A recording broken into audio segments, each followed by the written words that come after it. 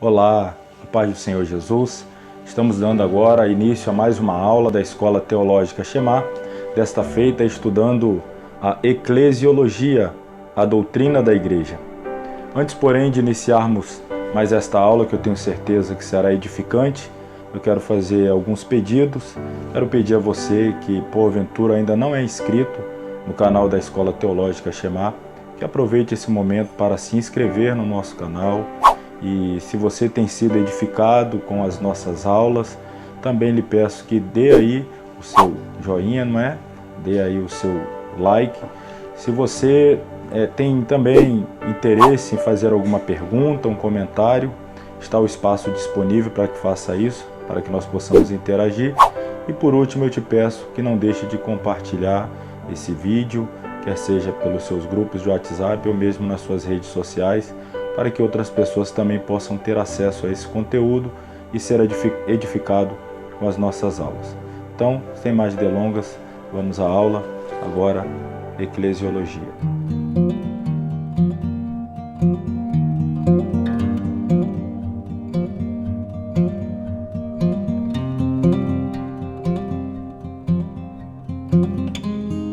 Glória a Deus, a paz do Senhor, meus irmãos. Quanto tempo não nos vemos, hein? Graças a Deus conseguimos colocar as nossas aulas em dia, com essa aula extra que tivemos na noite de ontem.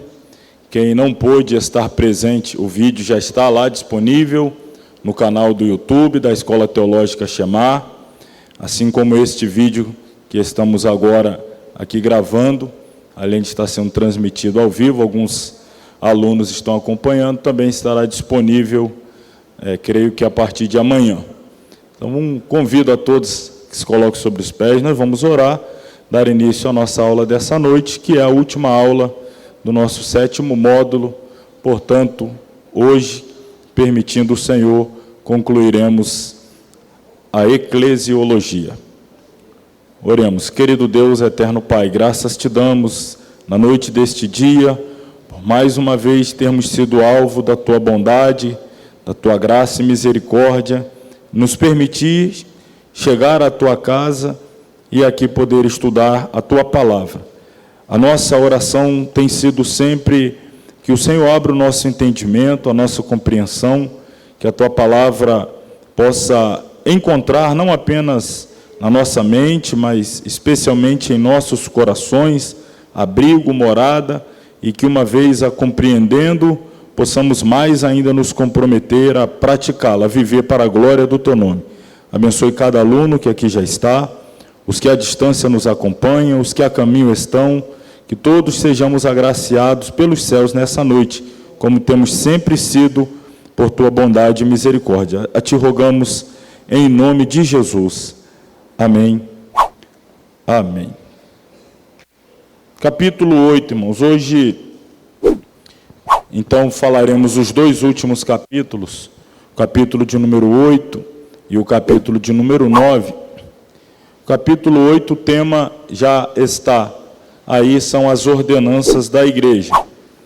Ontem nós falamos bastante sobre a organização da igreja, uma aula que abre muito entendimento sobre a diferença entre organismo e organização, a importância de fazer parte tanto de um quanto de outro, mas principalmente do organismo, e as diferentes formas de exercício de autoridade na organização, aquelas que têm um sistema de governo episcopal, ou presbiteriano, ou ainda congregacional, como ontem vimos, e encerramos lançando luz especialmente sobre a denominação Assembleia de Deus, e explicamos aí a complexidade das Assembleias de Deus, quando se trata de determinar qual é o sistema de governo utilizado pela mesma.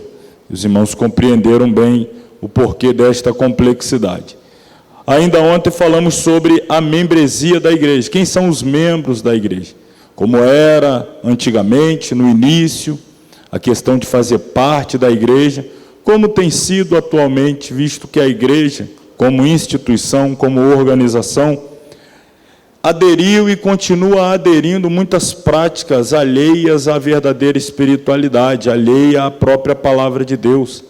Em alguns casos tem se misturado com o mundo, se parecido, e até propositalmente buscado assemelhar essa identidade com o mundo, argumentando ser este ou ser esta uma estratégia para atrair pessoas.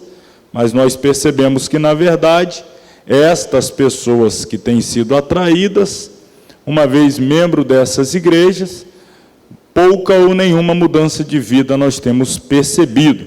Não somos nós responsáveis por julgar, não somos nós os responsáveis por regulamentar, por fiscalizar, mas nós compreendemos que algum prejuízo para toda a cristandade traz, porque, como explicamos, nós somos organização, mas somos organismo, e como organismo, quando algum dos membros, seja lá onde estiver, em qual cidade, em qual estado, em qual país, se ele adoece, todo o corpo acaba sentindo. Eu trouxe exemplos de alguns escândalos que ocorrem em lugares longínquos, pessoas de denominações as mais diferentes, distintas, mas os não crentes, eles sempre vêm e dizem, aí, os crentes, junta tudo num pacote só e, de certa forma, em certa medida, isso acaba trazendo algum prejuízo, alguma dificuldade para toda a cristandade de uma forma geral. Hoje nós vamos falar, a partir de agora, então, sobre as ordenanças da igreja.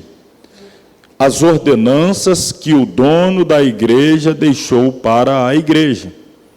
Ordenanças que devem ser executadas pela igreja.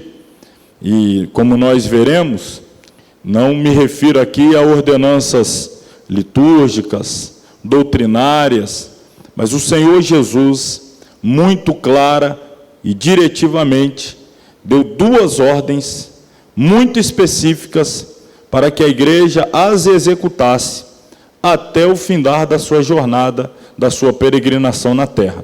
Então, são duas as ordenanças, que é questão de prova, hein? Então, você já fica atento aí, olha.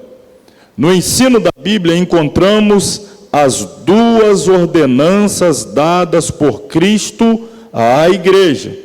Esse assunto é muito importante, pois faz parte dos primeiros rudimentos da doutrina cristã. Ou seja, tudo que o Senhor Jesus falou é importantíssimo, sem dúvida. Toda a Bíblia, importantíssima. Só que eu chamo a atenção para o fato de Jesus ter sido muito claro, muito direto, muito específico em ordenar à igreja que cumprisse essas duas ordenanças até o fim da sua trajetória.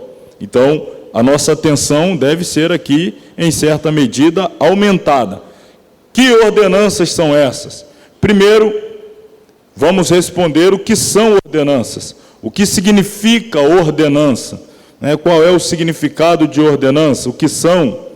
Entende-se por ordenanças de Cristo as prescrições dadas por Ele à sua igreja, referentes à ministração dos dois ritos sagrados instituídos e ordenados, que são, primeiro, está aí em grego, baptisma, já à frente transliterado, baptisma, palavra grega, que significa batismo nas águas.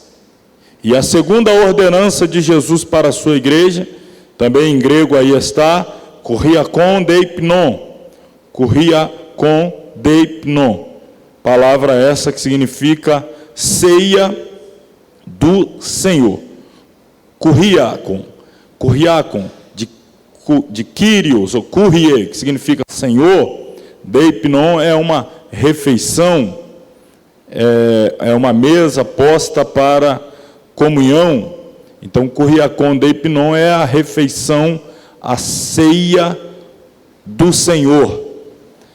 Alguns cristãos vão usar o termo Eucaristia, que também não é errado, esse termo não é errado, mas nós não costumamos usar porque foi, de certa forma, apropriado pelos romanistas, e aí acaba causando assim algum desconforto quando a gente fala de Eucaristia entre os evangélicos protestantes. Mas o significado é esse: é uma mesa, é uma ceia estabelecida pelo Senhor. Então, as duas ordenanças são essas: o batismo nas águas e a ceia do Senhor. Ambos expressam simbolicamente e de modo visível o sepultamento e a ressurreição de Cristo com relação ao batismo, e a memória de Cristo na sua morte com relação à ceia do Senhor. Antes de prosseguir, nós temos que entender, quando falamos de batismo, ordenança de Jesus: ide por todo mundo, pregai o evangelho a toda criatura, quem crer e for batizado será salvo, quem não crer será condenado, e esses sinais seguirão os que crerem. O Senhor Jesus, portanto, ordenou a que fôssemos, evangelizássemos, pregássemos, discipulássemos e depois levasse os discípulos a este símbolo, batismo. Isto é, uma mensagem que está sendo transmitida simbolicamente ao mundo, é uma declaração de fé pública daquele que ouviu o Evangelho, creu no Evangelho, aceitou o Evangelho e quer fazer parte da comunidade do Evangelho, tendo Cristo como seu Salvador e Senhor. Como é que ele expressa publicamente a realidade da sua fé, a sinceridade, a pureza da sua fé, o seu compromisso? Ele expressa, em primeiro lugar, através do batismo, que é o mergulho em água. Que é o descer às águas. Como nós vamos explicar, o batismo, ele demanda que haja o mergulho. O batismo, ele enseja que haja, o símbolo dele é sepultamento, portanto é descer às águas e depois se erguer das águas. De maneira que algumas denominações aplicam batismo chamado por aspersão. Quem já ouviu falar de batismo por aspersão? Pode levantar a mão. Quem já ouviu falar? O batismo por aspersão é aquele em que pega-se um pouco d'água e apenas joga-se na testa, molha-se um pouco a testa, e ali é dito que a pessoa passou pelo batismo. Mas como nós veremos, o batismo, a própria palavra, ela tem essa significação de mergulhar, de ser imergido, de ser submerso. Logo, o batismo deve ser por imersão.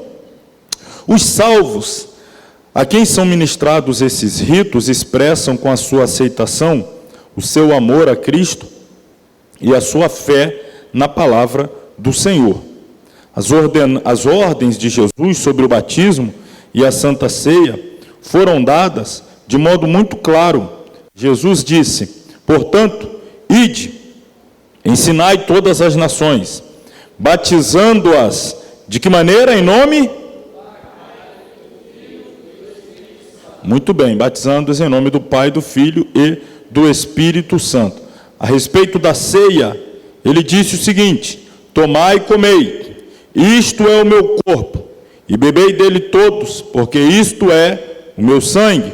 E ainda, fazei isto em memória de mim. Essas duas ordenanças não são meramente símbolos vazios que nada têm a ver com a nossa vida espiritual, como alguns de doutrina acomodada proclamam. Antes, a observância delas é indispensável e obrigatória. Por isso, devem em todos os tempos ser praticadas pelos crentes. Então, todos os tempos, em todas as épocas, em todos os lugares, em todas as culturas, em todos os países, em todas as denominações, não importa. A gente sabe que existem mudanças cultica, litúrgica, doutrinária, aqui e ali, de uma igreja para outra, de uma cultura para outra, de uma época para outra, mas esses dois pilares aqui, eles devem acompanhar a igreja em toda a sua trajetória, desde o nascedouro até o encerramento de suas atividades no arrebatamento. em todas as épocas, em todos os lugares, em todas as denominações, tem que haver o batismo e a ceia do Senhor. O batismo e a ceia do Senhor. É tão sério, irmãos, que eu comento quando dou essa aula, eu chamo muito a atenção para a importância do batismo, a sacralidade. Não é que o batismo é um ato ou um gesto mágico, que vai atribuir algum poder especial a quem desce pelas águas, desce as águas. Ele vai estar publicamente demonstrando, registrando seu compromisso de morrer para o mundo e viver exclusivamente para Deus. Mas não é que algo mágico vai suceder a esta pessoa tão logo ela desça as águas. Não é isso. Mas, por outro lado, por ser uma ordenança muito explícita, detalhada de Jesus, nós devemos cumprir com todo cuidado e zelo. E eu, como estava dizendo, eu comento isso porque a gente lidar com pessoas que ainda trazem algum trauma da forma como os seus batismos sucederam. Eu não falo de pessoas de pouco tempo de caminhada, 2 anos de crente, 3, 5. Às vezes pessoas que já estão caminhando aí há 30 anos, 40 anos, batizaram-se, não é, há 3, 4 décadas atrás, e ela lê a Bíblia e ela entende pela Bíblia como deve ser o batismo, a fórmula do batismo, e às vezes quando ela foi batizada, o celebrante ou batizador não observou esses pormenores. Por exemplo, o Senhor Jesus disse que nós devemos batizar as pessoas que se entregam ao Evangelho, descendo-as às águas, trazendo-as e batizando-as. Eu pedi para que vocês falassem bem forte, de que maneira? Em nome do Pai, do Filho e do Espírito Santo. E às vezes tem pessoas que falam: pastor, eu fui batizada, mas na hora que o batizador me desceu as águas, ele não falou que estava me batizando em nome do Pai, do Filho e do Espírito Santo. Ele estava falando em língua estranha, ele estava chorando, ele estava cantando um hino. E as pessoas, irmão, ficam preocupadas com isso. Mas será que o meu batismo foi válido? Será que foi conforme a Bíblia ordena? Então, eu estou falando para pessoas que talvez vão ter o privilégio de batizar alguém, ou já tiveram, ou têm tido, ou terão, e nós precisamos observar o que Jesus ordenou, já que o batismo simbolicamente, como eu vou aqui mostrar pela Bíblia, simbolicamente ele representa o sepultamento da velha natureza para começar ou sequenciar uma nova vida em Cristo. Esta declaração de fé ela precisa ser feita de forma pública. A pessoa que está sendo batizada, ela deve ser ali pelo batizador questionada se ela de fato reconhece a Jesus como seu único e suficiente Salvador, se está de fato comprometida por livre e espontânea vontade a segui-lo, servi-lo, ser-lhe obediente até que ele venha. E a pessoa declarando publicamente, isso é chamado confissão de fé, que é uma coisa que talvez alguns irmãos aqui vão se lembrar, era comum nas igrejas. As pessoas que iam ao batismo, quer fosse na igreja com tanque batismal, quer fosse se dirigir a um rio, a uma cachoeira, a uma praia, não sei, mas todos eles vinham à frente, os candidatos, e publicamente declaravam para a igreja. Eles eram arguidos pelo pastor ou alguém que o pastor determinado fazia as perguntas e ele publicamente confessava a sua fé. Isso é chamado confissão de fé. Você confessa que Jesus é seu único e suficiente Salvador? Sim. Você acredita que ele morreu? Isso é confissão de fé. Quem lembra que antigamente funcionava assim? Já participou de várias assim? Então, é importante a confissão pública de fé. Hoje, às vezes, isso não acontece na igreja. É deixado para a última hora lá no ato do batismo, mas às vezes também não tem acontecido lá. As pessoas não têm feito sua confissão de fé e o batizador talvez também não está se preocupando em seguir o rito conforme por Jesus ordenado, batizando a pessoa em nome do Pai, do Filho e do Espírito Santo, descendo completamente as águas, trazendo. Então isso é sério, as pessoas ficam preocupadas. Isso pesa-lhe às vezes no coração, traz algum bloqueio à sua jornada de fé. Então nós temos que tomar muita atenção quanto a isso. Vamos falar do símbolo do batismo, o símbolo do batismo. O que o batismo simboliza? Por favor, abra sua Bíblia aí na epístola do apóstolo Paulo aos Romanos, no capítulo de número 6, aos Romanos, capítulo 6, os versículos 3 e 4. Nós temos aí o simbolismo do batismo. Romanos, capítulo 6, versículos 3 e 4. Está escrito assim: ou não sabeis que todos quantos fomos batizados em Jesus Cristo, fomos batizados em sua morte, de sorte que fomos sepultados com ele pelo batismo na morte, para que, como Cristo ressuscitou dos mortos para a glória do Pai, assim andemos nós também em novidade de vida. Então o batismo, ele é um símbolo do sepultamento da velha natureza. Sepultamento. Não é a morte, é o sepultamento. Porque pela ordem lógica dos acontecimentos, primeiro ocorre a morte, depois o sepultamento.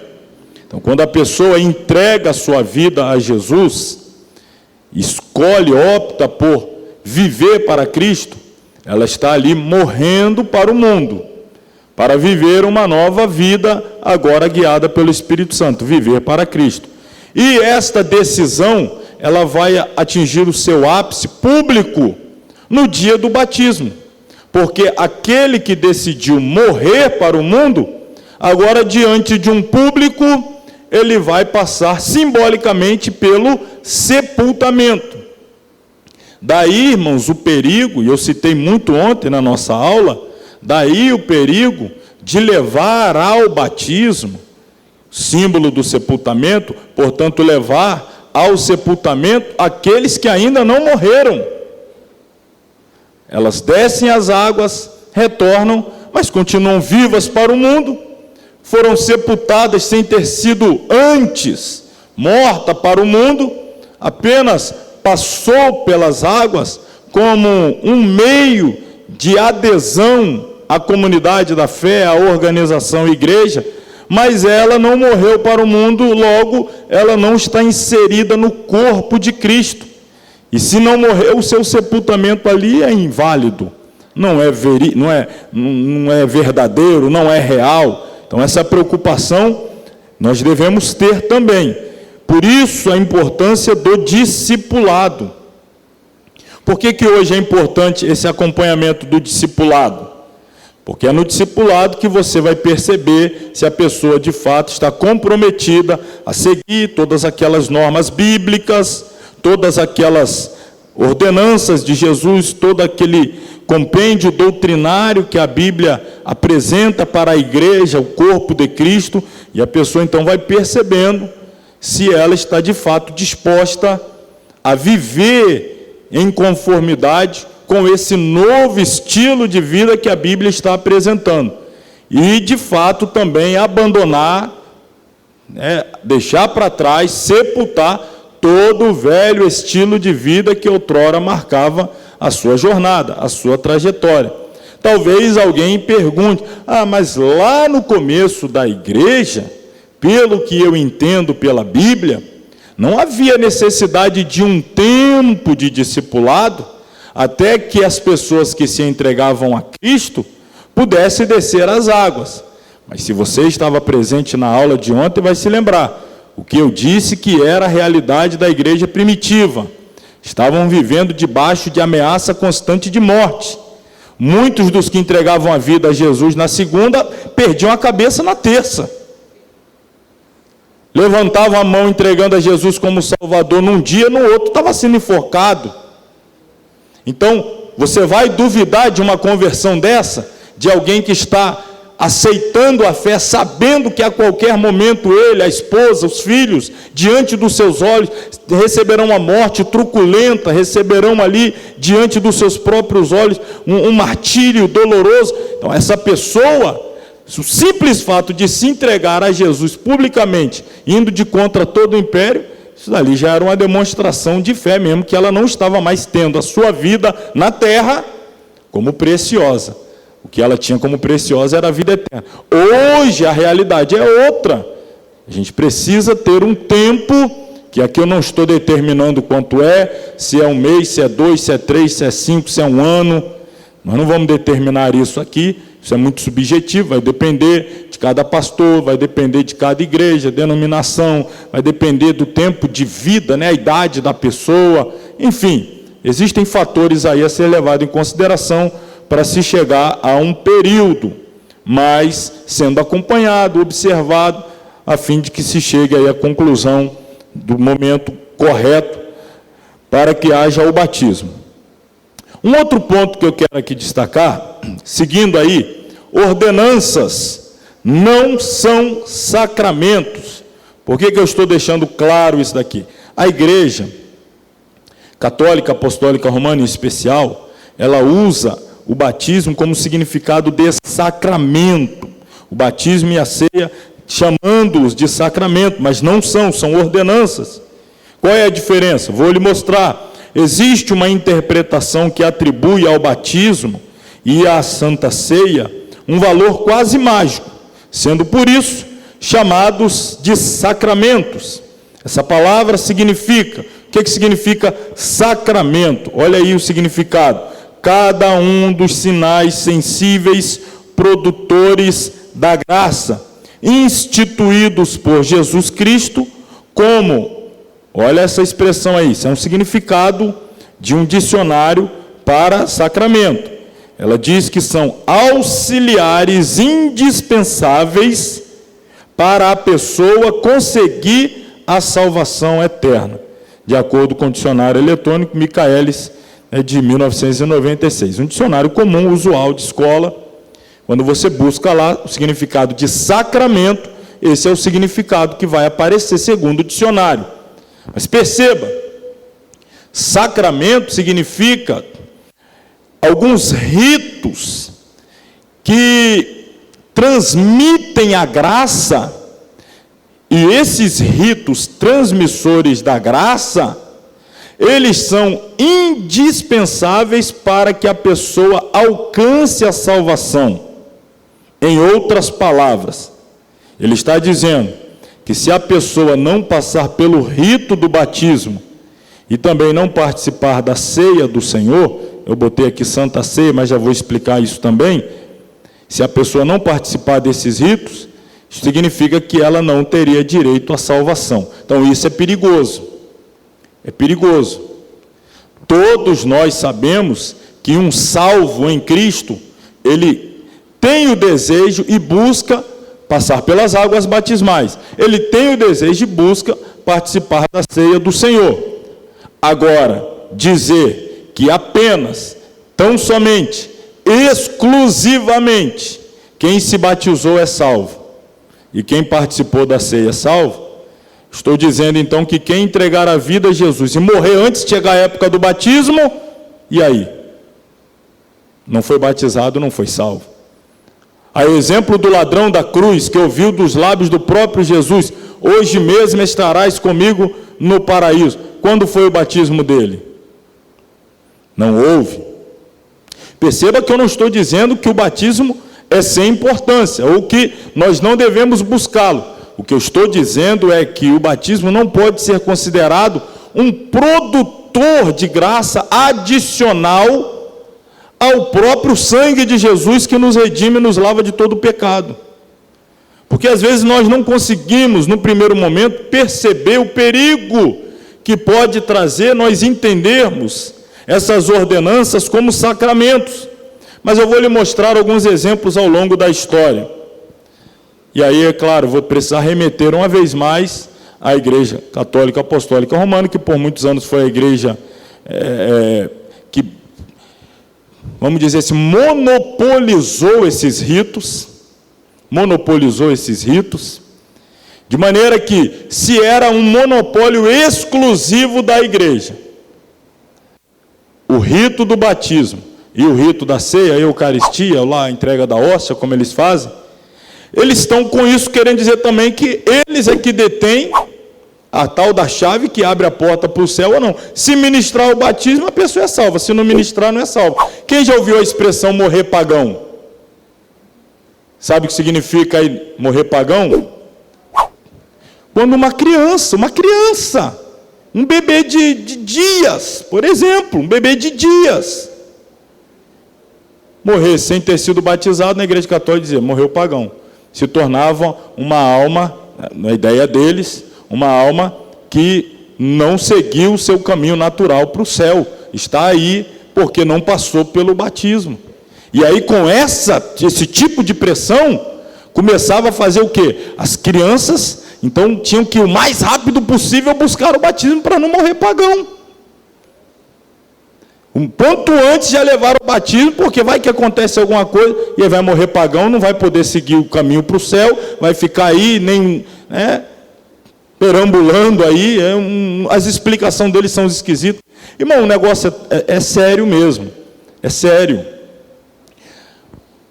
Vou chegar a um outro ponto aqui muito polêmico, para vocês perceberem a polêmica dessa questão do batismo, e a igreja monopolizando, como sendo a única detentora da ministração desses ritos, e ela aplica a quem quer, logo as pessoas então dependem dela, da boa vontade dela, para que possa ser salva. Já que não pode ser salva sem o batismo, não precisamos ir muito tempo atrás. Talvez aí retrocedendo, se nós estamos falando em 2000 anos de história da igreja, pegar 10% disso aí, 200 anos, se retrocedermos 200 anos atrás, a igreja dizia que negro não tinha alma não batizava negros.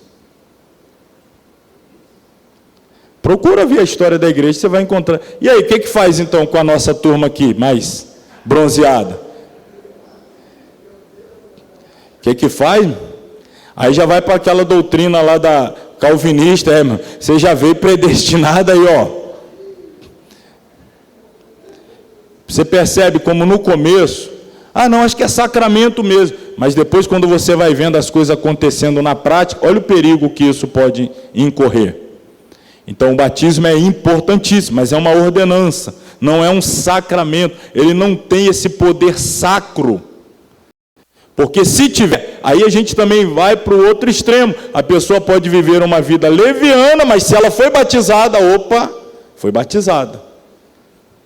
Então ela tem direito à salvação. Quantos não vivem uma vida descuidada hoje, que estão nessas igrejas, e aí você vai perguntar, você é de qual religião? Sou católico. Qual foi a última vez que você foi na igreja? No meu batismo. Você tem quantos anos? Tem 60. Você batizou com quanto? Com 3 meses. A última vez que eu fui lá foi no meu batismo. Mas fui batizado lá, sou membro da Santa Igreja e tal. Eu acho que tem direito ao céu, foi batizado. Então isso é muito sério, muito perigoso. Eu disse que ia falar aqui a questão, a Bíblia traz a expressão grega, que nós já citamos, kuriakon deipinon, que significa ceia do Senhor. A Bíblia não traz a expressão Santa Ceia. Não há na Bíblia essa expressão, Santa Ceia. Márcio, então está errado eu falar Santa Ceia? Não, não está errado. Vamos lembrar lá da nossa primeira disciplina, Bibliologia. Eu expliquei lá que nem tudo o que é extra-bíblico é antibíblico. O que significa isso? Existem palavras, expressões que são extra-bíblicas, que está fora da Bíblia, não está na Bíblia, mas não é pelo fato de não estar na Bíblia que ela é contra a Bíblia, que ela afronta a Bíblia, o que contradiz a Bíblia. Por exemplo, a palavra pentecostal não está na Bíblia. Quem é crente pentecostal aqui? Não está na Bíblia não, hein? Não está na Bíblia. Pentecostal. Quem acredita na doutrina da Trindade aí? Também não está na Bíblia não, a palavra Trindade. Mas os conceitos são bíblicos. A gente entende o conceito. Por que a gente usa o termo pentecostal? Derivante de Pentecoste. Por que a gente usa o termo trindade? 3 em unidade. 3 pessoas formam, consubstanciam-se em uma divindade. 3 em unidade, trindade. Por que nós usamos o termo Santa Ceia? Ora, a ceia é de quem? É do? Logo ela é santa. Mas apenas aqui informar. De repente você fala Santa Ceia, e aí vem alguém, de onde você tirou isso? Não está na Bíblia não. Você fala, eu sei que não está na Bíblia, mas a ceia é do Senhor, e tudo que é do Senhor é santo, tá bom? Dá licença. Aí pronto, você já está afiado, mas com educação, viu, irmão? Com cuidado, com muito... De vez em quando tem as pessoas que é muito apegada a termo, então estou deixando claro aqui, o termo não está lá, mas o conceito é bíblico. Seguindo aí, como podemos verificar a palavra sacramento? Ela é definida como sendo algo que transmita a graça de Deus àqueles a quem for ministrado. Convém observar que essa palavra não é encontrada em nenhum ponto da Bíblia. Nesse caso aqui, o sacramento, além de ser extra-bíblico, ele é antibíblico. Porque não tem nada na Bíblia que indique que essas ordenanças vão transmitir graça. A pessoa depende dessa ordenança para ser alvo da graça. Imagina se para a pessoa ser alvo da graça de Deus, tiver que passar pelo batismo. Irmão, nós fomos alvos da graça, Deus nos encontrou no bar, bebendo, na boca de fumo, fumando, nos bailes aí dançando. Eu não estou falando que a graça nos permite continuar assim, mas foi lá e nos alcançou e nos arrancou de lá quando estávamos assim. Deus prova o seu amor para conosco, em que deu o seu Filho para morrer por nós, sendo nós o quê? Ainda pecadores. Então somos alvos da graça ainda pecadores. Aqui, como sacramento, está significando dizer que a graça só é transmitida após passar por esses ritos. Isto é incorreto. Nem o batismo, nem a Santa Ceia são sacramentos, mas sim ordenanças. O ensino da Bíblia é bem claro, no sentido de que nenhum destes 2 atos transmite a graça de Deus a alguém, pois são ministrados exclusivamente aos que já foram salvos pela graça de Deus em Jesus Cristo. Ou seja, quem é que vai ao batismo? Não é alguém que vá para ser salvo, é alguém que já é salvo. Ela não vai se batizar para ser salvo, ela já é salva. A gente tem que pensar sempre de forma muito prática. A pessoa entregou a vida a Jesus de verdade, o tem como seu único e suficiente Salvador, está caminhando no discipulado. Se o batismo está marcado para o domingo e Jesus vem buscar a igreja no sábado, e aí, ela é salva ou não é salva? Mas ainda não desceu as águas do batismo. Mas ela vai descer. O batismo é para quem é salvo. Ou você vai batizar uma pessoa ímpia para que ela seja salva depois do batismo? Não, primeiro a pessoa vai ser salva em Cristo Jesus, e aí depois vai manifestar publicamente esse compromisso que ela tem vivido, de estar morta para o mundo e viver exclusivamente para Deus, passando lá pelas águas batismais. Então, o batismo é para quem é salvo. E a ceia do Senhor também. A ceia, volto a dizer, a ceia é de quem? Então só pode participar da ceia quem é do? Então pronto. Se a ceia é do Senhor, para você participar da ceia, você tem que ser do Senhor também. Existem igrejas que não levam isso em consideração. Não levam. A pessoa chegou lá. Se no final daquele culto ela quiser batizar, batiza. Se no outro culto quiser batizar de novo, batiza. Tem igreja que rebatiza. Você está na outra igreja, saiu de lá, vem para cá. No dia que você chegar, você já batiza. Depois você busca aí que você vai encontrar. Tem igreja que faz batiza. Aí se a pessoa sair, resolveu sair de novo, foi para outro, voltou, faz o que com ela? Batiza de novo. Batiza de novo. Tem igrejas que a ceia é para todo mundo. A pessoa chega nessas igrejas lá no dia de ceia, é um visitante. Vai chegando na porta, o obreiro já entrega para ela na porta, o pão e o cálice. O que é isso? Nunca vi isso. Segura aí, daqui a pouco você vai saber por que é. Você nunca entrou numa igreja, mas não sabe, recebe na porta. Igrejas grandes, com muita membresia, os obreiros já entregam na hora do início do trabalho, vai entregando a todo mundo que entra. E depois participa. Sendo crente, não sendo crente, sendo daquela igreja, não sendo, se vai ficar, se não vai, se aquela é a primeira, última e única vez que vai entrar numa igreja evangélica, mas entrega para eles a ceia. Então veja bem, o batismo e a ceia pertencem aos salvos, a quem é do Senhor.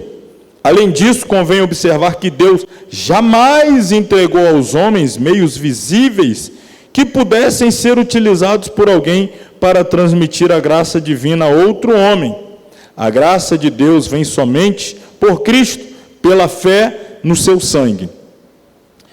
Então, a graça é por meio do sangue de Jesus e não pelo cumprimento das ordenanças que ele nos deixou.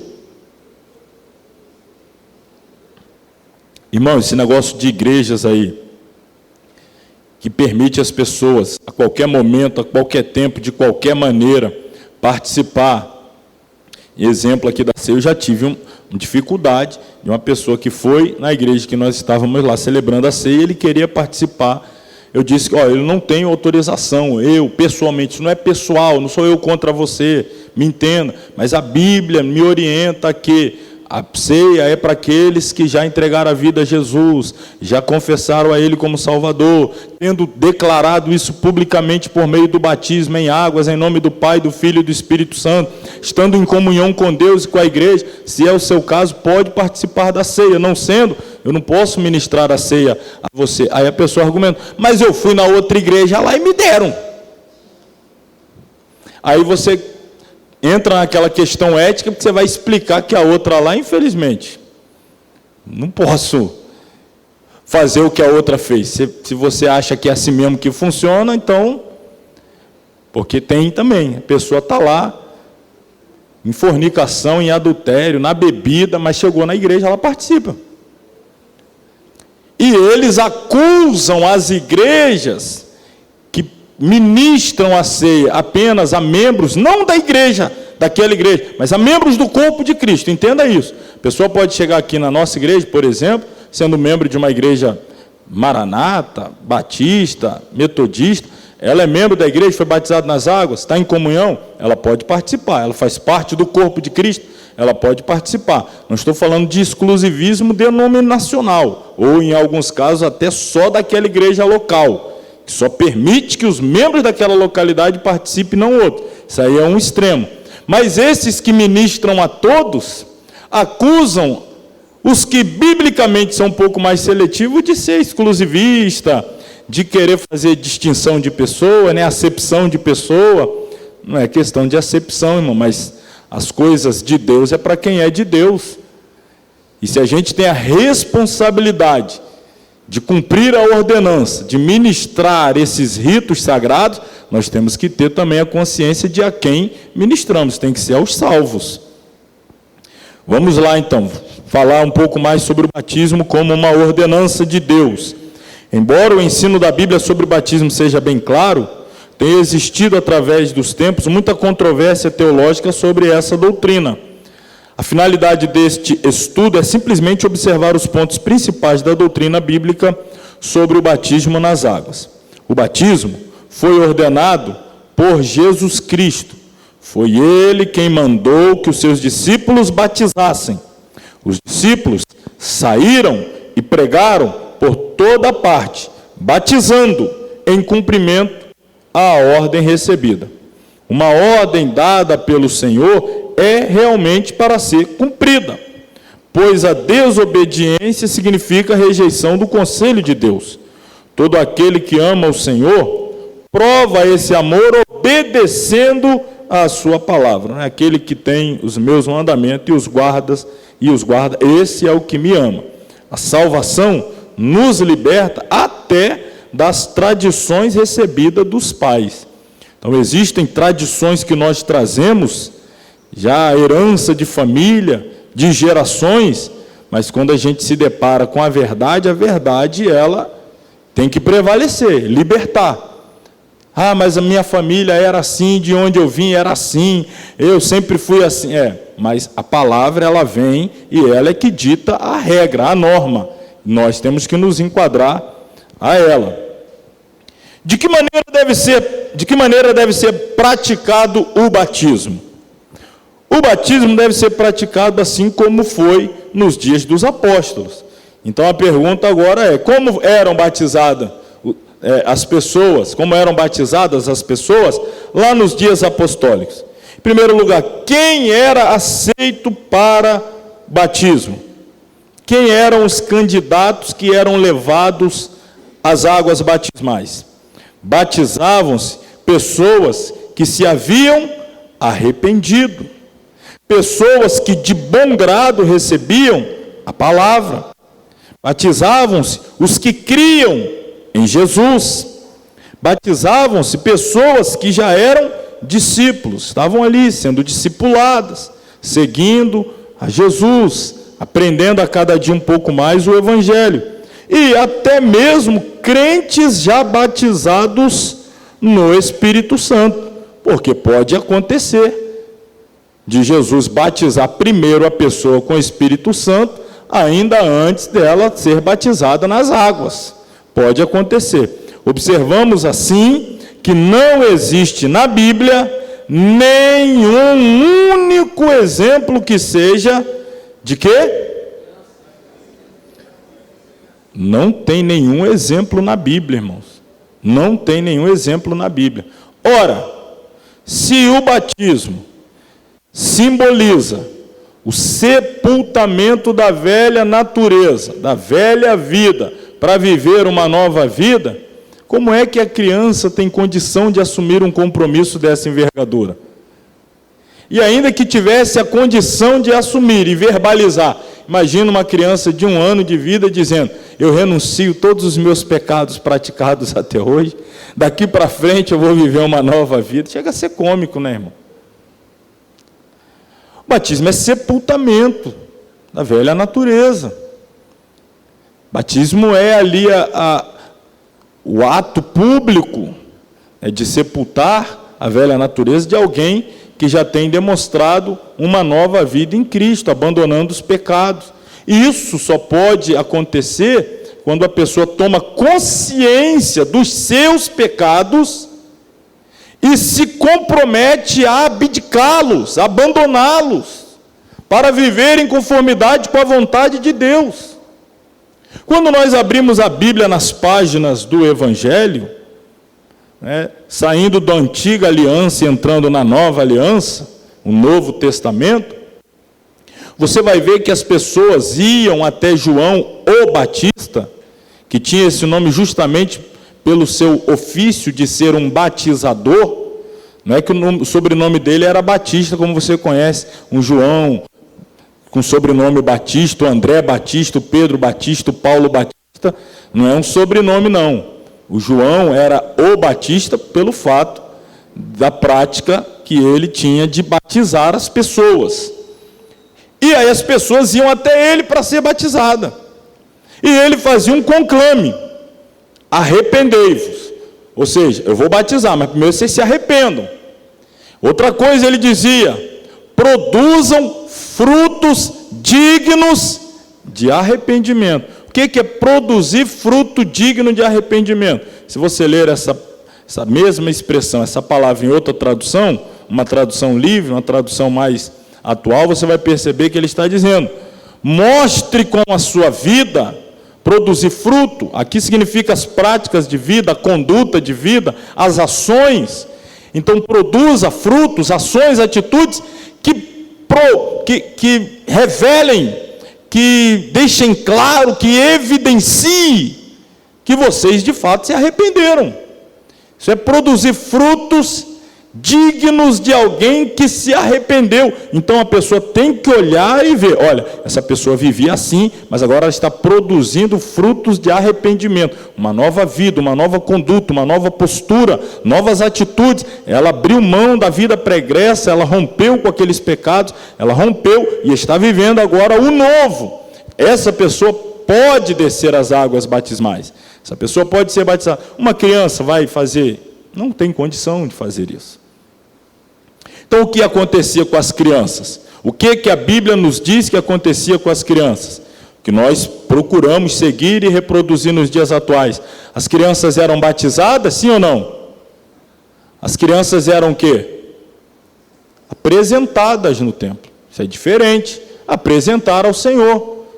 Fazer uma oração, pedindo que Deus guarde a vida daquela criança, conduza os caminhos, para que ela chegue à idade da maturidade e decida a viver para Jesus, dentro dos princípios bíblicos. A gente ora apresentando a criança, apresentando também os pais, para que tenham sabedoria para conduzir o filho nos caminhos do Senhor. Jesus foi apresentado no templo. Nós temos agora, sim, muitas referências de pessoas sendo apresentadas no templo. Basta aqui falar, o exemplo maior do próprio Jesus. Agora, com quantos anos Jesus foi batizado? Com quantos anos? Agora, você pense bem, alguém que não tinha pecado, nunca teve, não tem, jamais terá, foi batizado com 30 anos, mas você vai batizar criança? Estou dizendo que é regra também esperar chegar aos 30 para o batismo. Que, aliás, Jesus não precisava se batizar nunca. Jesus não precisava se batizar nunca. Razão pela qual João, de forma veemente, se opôs a realizar o batismo de Jesus, deixando claro aquela contradição. Eu, João, batizar o Senhor? Não, está errado. Sou eu que devo ir a ti. O que João está dizendo? Sou eu que tenho que abrir mão de velha natureza para viver uma nova vida. O Senhor não tem nenhuma velha natureza para abrir mão, não tem nenhum pecado para se arrepender, não tem nenhum erro para abdicar. Batizar de quê? Qual foi a resposta de Jesus? Deixa por agora, eu sei que não faz sentido, não tem nenhuma explicação lógica, eu não tenho de fato velha natureza a sepultar, mas deixa por agora. Por quê? Eu preciso dar exemplo. Se Jesus, que não precisava se batizar, batizou, quanto mais nós então. Porque tem aqueles que acham que também não há nenhuma necessidade de descer as águas batismais. Não, tem necessidade sim. Havendo possibilidades, condições, deve assumir esse compromisso e buscar, de forma, desejo ardente mesmo, sincero, genuíno. Então o batismo é importante. De que modo eram batizados os crentes nos dias dos apóstolos? Será que era o batismo por aspersão? Os candidatos, eles eram o quê? Imersos, mergulhados nas águas. A Bíblia diz sobre o batismo do eunuco: desceram ambos à água, tanto Filipe quanto o eunuco, e o batizou. Desceram do carro, foram lá, e o eunuco viu: tem aqui águas, que me impede de ser batizado? Não tem nenhum impedimento, então. Foram lá e houve o batismo. Sobre o batismo de Jesus, a palavra afirma que depois do seu batismo, saiu logo da água, no Rio Jordão. Era costume realizar os batismos em Enom, uma região também por onde passava o Jordão, porque havia ali muitas águas. Além disso, não existiu suposto problema, como afirmam alguns defensores do batismo por aspersão, do múltiplo batismo dos 3.000 convertidos no dia de Pentecostes em Jerusalém. A cidade santa possuía 5 grandes reservatórios de água, entre os quais o tanque de Betesda, que media em torno de 110 por 9 por 21. Então haviam vários tanques que poderiam ser usados para aquele batismo múltiplo de quase 3.000 almas que se converteram com o primeiro sermão de Pedro em Pentecostes, e a Bíblia diz que depois eles foram batizados. Mas todo batismo foi por imersão. Porque, irmão, se o símbolo é sepultar para ressurgir uma nova vida, você já foi em algum sepultamento que sepultaram o morto jogando um punhado de areia na testa dele? Você jogar só um pouquinho de areia assim, na testa, para onde está sepultado.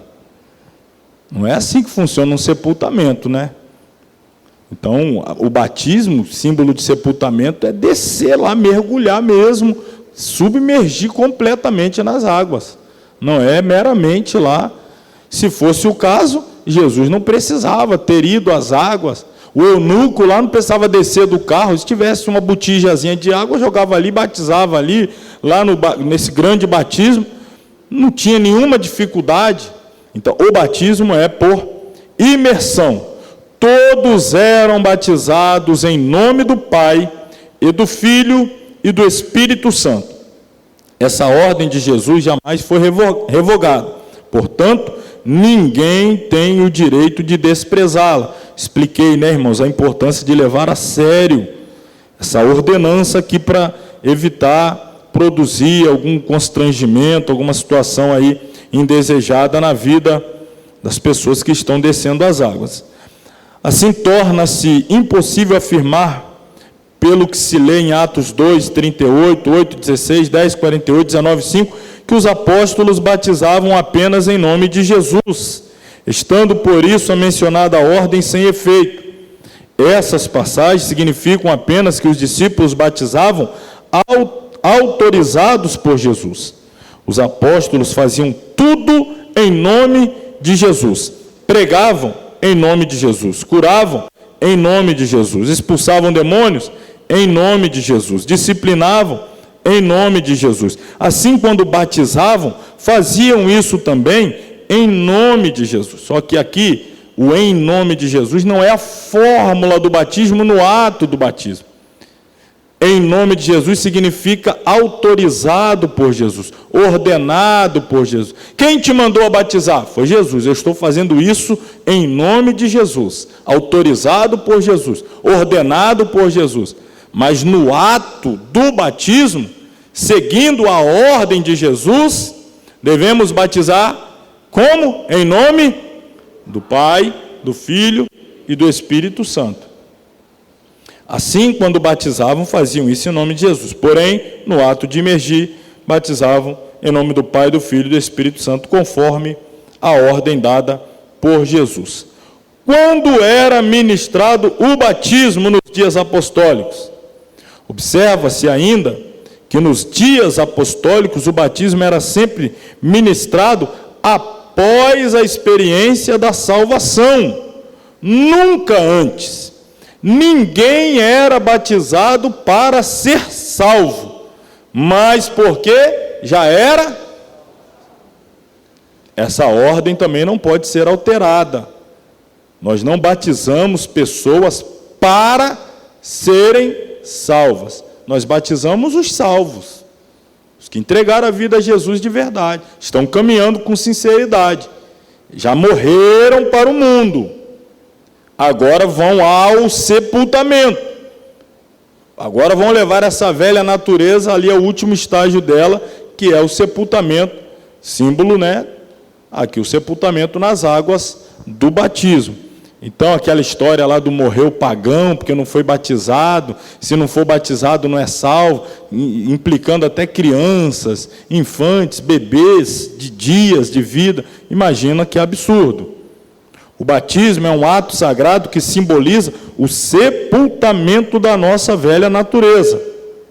Subentende-se assim que só pode ser batizado aquele que aquele que já tenha morrido.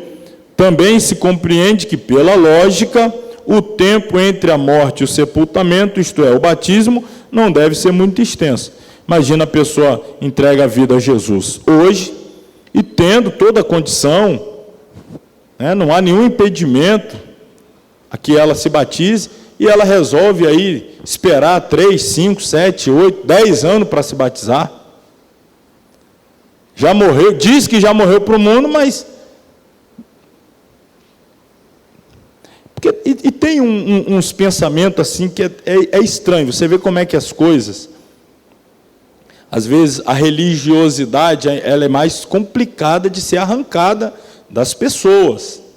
A pessoa entrega a vida a Jesus, diz que está caminhando com Jesus, que ama Jesus, que Jesus é o Senhor, é o Salvador, que ela quer ir para o céu, morar para sempre com Jesus. Aí você fala, então vamos batizar. Não, mas se eu batizar, eu não vou poder fazer isso. Eu não vou poder fazer aquilo, a igreja vai pegar no meu pé. Pensamento é sempre preocupação com a organização e não com o organismo. Olha aí o perigo. É ela ter alguma implicação que a impossibilite de ser membro da organização, ainda que não faça parte do organismo. Por quê? Se ela está dizendo que não pode abrir mão disso, abrir mão daquilo outro, ela está dizendo que não morreu para o mundo, não é salva, não é liberta, não foi transformada de fato. Então tem muita gente que usa esse argumento, não vou batizar não, que senão se eu batizar eu vou ter que abrir mão disso, daquilo. Então você não é salvo. Porque se você está vendo dificuldade para abrir mão disso, daquilo e daquilo outro, ainda está aprisionado a isso, aquilo e aquilo outro, então se você não se vê apta a descer as águas batismais, você tanto não está apta para descer, quanto não está apta para subir. Mesmo impedimento que a atrapalha de descer as águas, a atrapalhará de subir ao céu. Em muitos casos, né? Pode ser que tenha alguma outra, muito raramente algo mais específico, mas via de regra, são alguns pecados que a pessoa não quer abrir mão, por isso não batiza. Para a gente fechar aqui o ponto do batismo. Então, batismo, aí o conceito, só para fechar, é o ato público por intermédio do qual o novo convertido, pela imersão em água, passa a fazer parte da igreja. A igreja visível é o organismo ou organização? Entendi. Vou perguntar de novo para dar tempo de você pensar e responder bem, corretamente e forte, hein? A igreja visível, ela é organismo ou organização? Agora eu entendi, muito bem. Então, o batismo insere a pessoa na organização. E quando ela é inserida no organismo? Olha aqui, ó, na invisível, o organismo, o pecador é integrado desde quando? Desde o... Está aqui, ó, no slide. Desde o momento em que pela fé... Então, entregou a vida a Jesus como Salvador, de verdade, com sinceridade. Naquele momento ela é inserida no organismo. Para ela ser inserida na organização, ela dependerá de passar pelo batismo nas águas. Então, o batismo nas águas não é para que a pessoa seja salva, seja inserida no organismo. O batismo nas águas é para quem já é salvo, já está inserido no organismo. Agora será inserida na organização. Ainda, o batismo é um testemunho público daquilo que o Espírito Santo operou na vida do recém-convertido. Operou e está operando. Lá no ato do batismo só vai manifestar de forma ainda mais pública aquilo que ela já tem vivido, já está experimentando.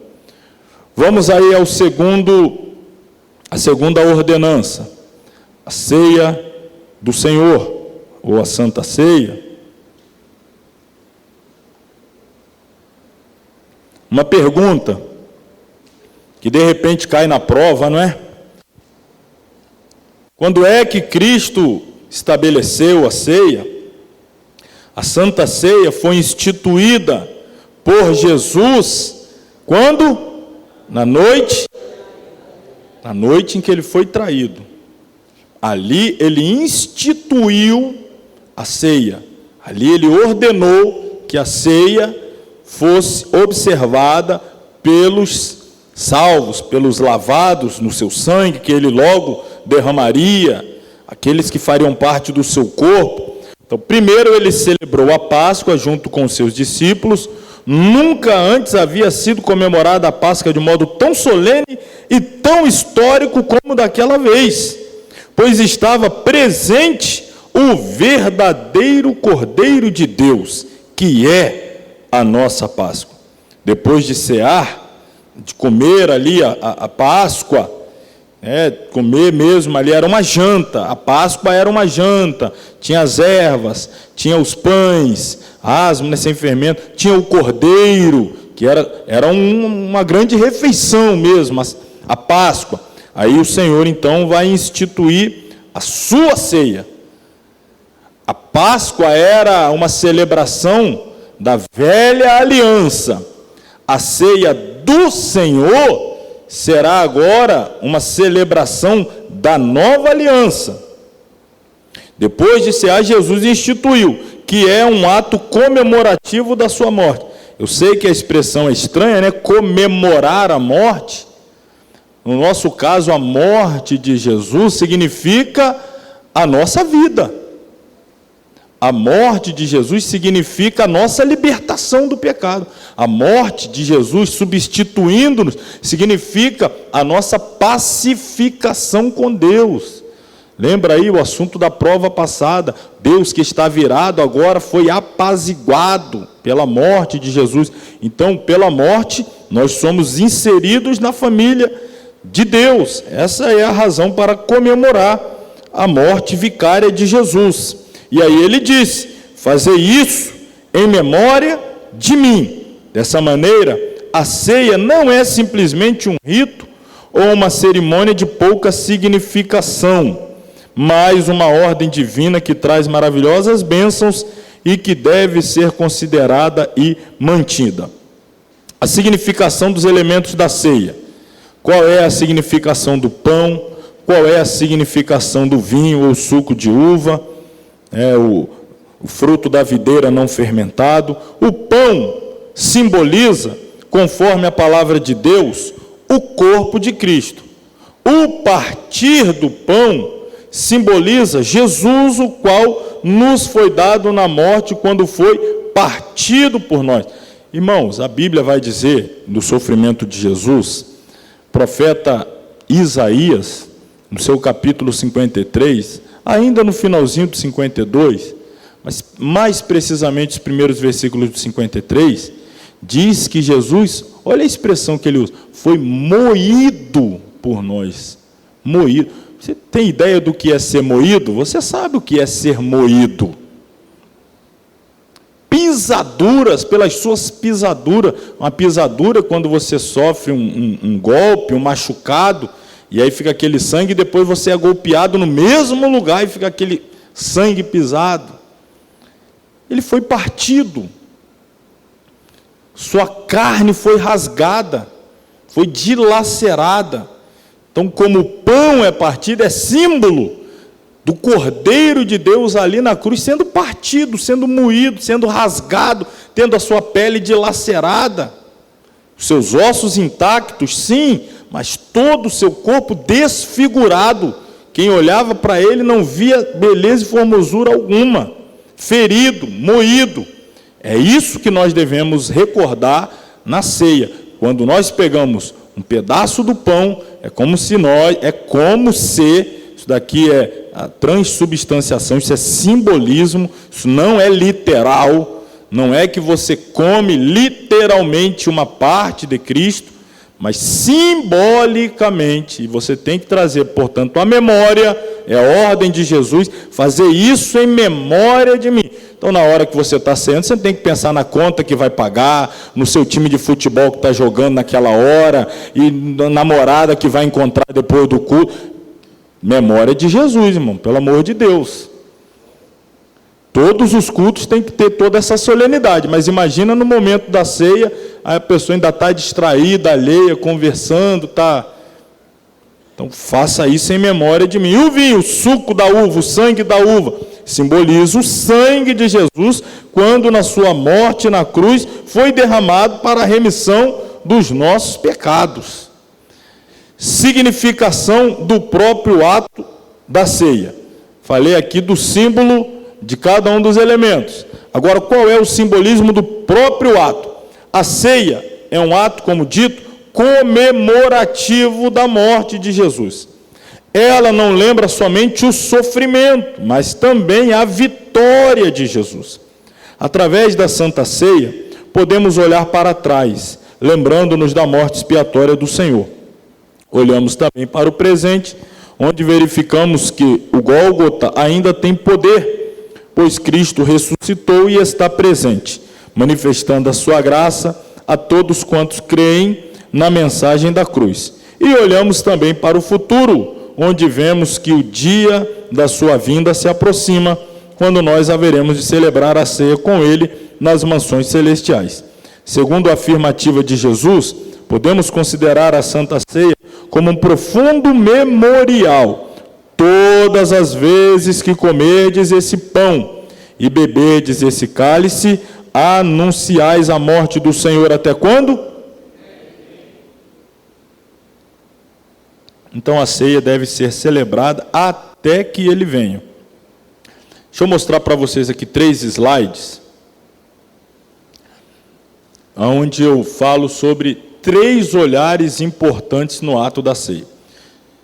Todas as vezes que você participar da ceia, todas as vezes, se você já fazia isso, mantém. Se não fazia, passe a fazer. Passe a inserir na sua ceia, no seu momento particular e pessoal da ceia, esses 3 olhares. O primeiro olhar é o olhar retrospectivo, o retrovisor. Quando você olha para trás, quando você olha para o passado, você deve ajustar o retrovisor até a cruz e lembrar da morte de Jesus.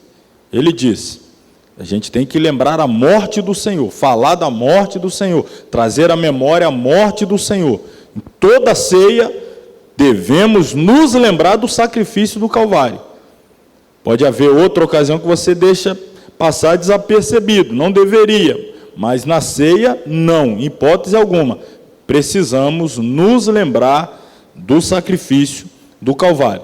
Portanto, o primeiro olhar é retrospectivo. Olha lá para trás. O segundo olhar é um olhar introspectivo. Olhar para dentro. Olhar para mim mesmo. Cada um olhando para si mesmo. Examine-se, pois, o homem. Então, toda ceia você tem que olhar para você. Não é olhar se a irmã lá pegou. A irmã pegou, rapaz, olha só. Em vez de olhar para você, está olhando se o irmão vai pegar, se não vai, se fez. É um momento de introspecção. Você trazer à memória como está a sua vida diante de Deus. Sua conduta, seu comportamento, seu comprometimento, sua fidelidade. Ajustar o que precisa ser ajustado. Enfim, então o primeiro olhar retrospectivo, o segundo, introspectivo. E o terceiro olhar é o expectativo, é o olhar da esperança, é o olhar para frente, olhar para a bem-aventurada esperança, olhar para a volta de Jesus, o dia glorioso, em que Ele romperá as nuvens dos céus e nos chamará ao seu encontro, e então participaremos com Ele da ceia no céu, onde Ele nos servirá. Então, toda ceia, devemos olhar para a cruz, devemos olhar para nós e devemos renovar a nossa esperança e expectativa no retorno do Senhor para nos buscar. A ceia é também um ato de fortificação espiritual. Somos salvos pela fé no sangue de Jesus. Na ceia, o crente participa do corpo e do sangue do Senhor, o que fortifica a sua fé. Na ceia, o crente anuncia a sua fé na morte do Senhor, diante de Deus, diante de seus irmãos, diante do mundo e até diante de Satanás. O crente testifica, através da sua participação na ceia, que crê de coração em Jesus. A ceia não é, dessa maneira, um ato de tristeza e lamentação, mas de alegria, porque Jesus, cuja morte aí comemoramos, vive e está presente. O poder de Deus para a cura dos doentes se manifesta na ceia. porque o cálice que abençoamos simboliza o sangue de Jesus, e a Bíblia diz, pelas suas pisaduras nós fomos sarados. A ceia também é um ato de comunhão entre os crentes. A nossa união na igreja está simbolizada na ceia. A Bíblia diz, porque nós, sendo muitos, somos um só pão e um só corpo, porque todos participam do mesmo pão. Somos um em Cristo através da sua morte. Aliás, que a razão principal que levou o apóstolo Paulo a explicar detalhadamente, no capítulo 11 da carta dirigida aos Coríntios, a forma de celebração da ceia, as observâncias e etc., era justamente o fato de que aquela igreja estava totalmente contrária ao padrão que deveria ser observado. A ceia que eles participavam lá era uma refeição coletiva. Não tem aquela refeição coletiva? Um traz uma coisa, outro traz outra, outro traz outra, outro traz outra. Só que quando chegava lá, cada um comia a parte que trazia e não compartilhava com o outro, não. Aí uns saíam comendo demais, outros ficavam sem comer. O de beber também levava, e tinha uns que levava a bebida com álcool. Uns saía bêbado e outros não bebia nada. Imagina, isso era a ceia lá em Corinto. E aí Paulo teve que organizar, explicar, ensinar, pontuar, detalhar, para que houvesse ordem, decência, e o nome do Senhor fosse glorificado, e a unidade do corpo de Cristo fortalecida. Então, cada ceia fortalece-nos como corpo, como membros do corpo, fortalece a nossa unidade. A ceia é também um ato de esperança. Paulo diz que na ceia anunciamos a morte do Senhor até que venha. Em cada ceia encontramos também a mensagem de que o grande dia do retorno de nosso Salvador se aproxima. Jesus virá e então haveremos de participar da grande ceia nos céus junto dele. Está aí, Maranatha concurriei Jesu, que traduzido é Maranata, vem Senhor Jesus. Vamos ao último capítulo desse nosso módulo, que é a igreja e a obra missionária. Começo aí me valendo do prefácio escrito pelo pastor José Wellington Bezerra da Costa, no livro, um livro maravilhoso, intitulado Issa Maria, o compromisso da igreja com a evangelização dos povos. E aí, prefaciando essa obra, escreveu da seguinte maneira o prefaciador: evangelizar o mundo faz parte do eterno plano de Deus na obra da redenção. Foi esta, sem dúvida, o motivo maior do supremo sacrifício de sua parte, quando enviou seu Filho ao mundo. Cristo nasceu, viveu e morreu para salvar os pecadores, e mostrou em inúmeras ocasiões o caráter e natureza de sua missão. Ele diz: vamos às aldeias vizinhas, para que eu ali também pregue, porque para isso vim. Logo após sua morte e ressurreição, ele entrega para seus discípulos a grande comissão de pregar sua palavra a toda criatura. A evangelização do mundo, portanto, depende de mim e de você, da igreja como um todo. Sem seu corpo, jamais Jesus poderia ministrar como ministrou sua palavra entre os homens que viviam em sua geração. Hoje, ele continua ministrando através do seu, que é quem? A igreja. Nossa tarefa é agora. Missão, com efeito, seja ela pátria ou estrangeira, é dever de todos nós. Este era o assunto principal no ministério de Cristo e deve ser também o nosso nos dias atuais. Então, falar de missões é andar sintonizado com o coração de Deus. Expressão que a gente já conhece, Missões está no coração de Deus, aí sempre pergunta, e no meu e no seu também está.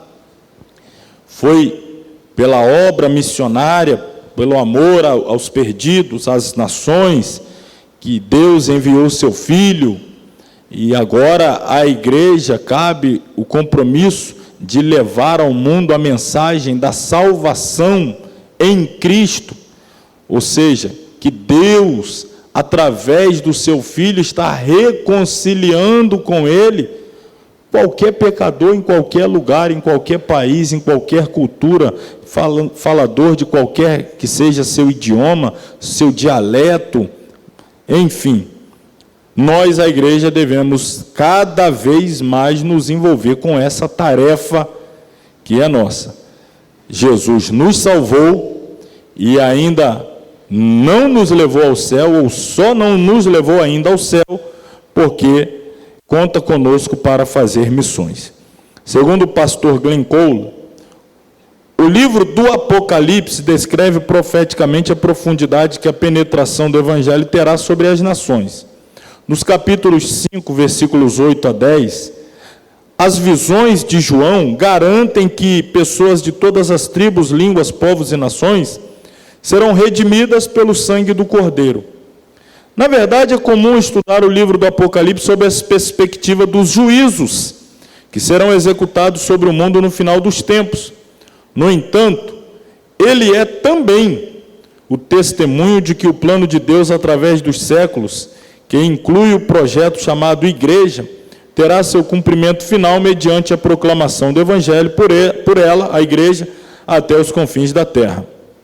Missões, portanto, não é uma teoria, mas um sério compromisso bíblico do povo de Deus para com a sua obra. Não há como pensar a existência da igreja sem que a missão de evangelização mundial esteja agregada. Desassociar uma da outra é absolutamente impossível, pois aqui está a razão para que a igreja tenha sido projetada na mente de Deus e tornada realidade entre os homens. Então, daqui até o final, nós vamos fazer uma análise do Apocalipse a partir de uma perspectiva não escatológica, mas missiológica.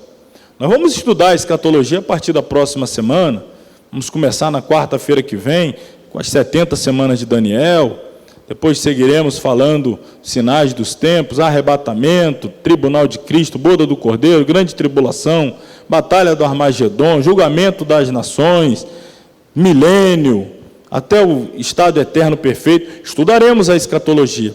Porém, a proposta para o momento é entendermos o Apocalipse sob uma lente evangelística, missiológica, não meramente escatológica. As pessoas até hoje, em uma época passada já foi mais, mas até hoje, muitos têm medo de estudar o Apocalipse. Quem aí já teve medo de ler o Apocalipse? Imagina se fosse você sozinho em casa de noite, aí que você não abria no Apocalipse de jeito nenhum, né? Meu Deus! O medo do Apocalipse.